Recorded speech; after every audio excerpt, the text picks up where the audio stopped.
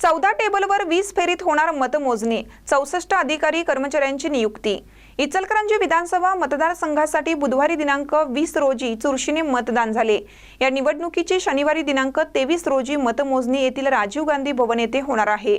या मतमोजणीकरिता supervisor, assistant व micro observation असे 64 अधिकाऱ्यांची नेमणूक करण्यात आली आहे। यांचे काम 14 टेबलवर 20 फेऱ्यांमध्ये ही मतमोजणी होणार आहे। तर या मतमोजणीला सकाळी 8 वाजता सुरुवात होणार असून मतमोजणी संपेपर्यंत चालू राहणार आहे।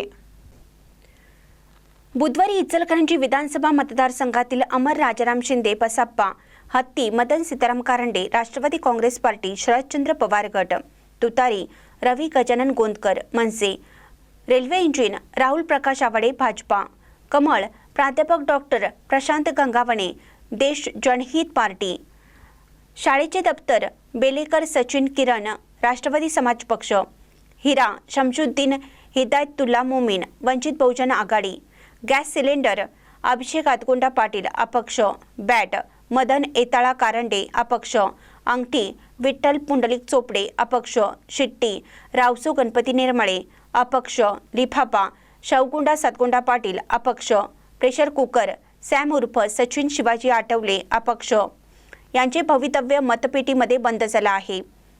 काही मतदान केंद्रावर रात्री उशिरापर्यंत मतदान सुरू होतं। यामुळे मतमोजणीसाठी नेमलेल्या कर्मचाऱ्यांना उशिरा दाखल व्हावं लागलं। पहिल्या केंद्राने सायंकाळी 7:30 ला साहित्य जमा केले। त्यानंतर शेवटचे मतदानाचे साहित्य रात्री 11:30 ला जमा करण्यात आलं। एकूणच यावर्षी गतवर्षीपेक्षा जादा मतदान झाल्याचे निवडणूक निर्णय अधिकारी यांनी सांगितलं।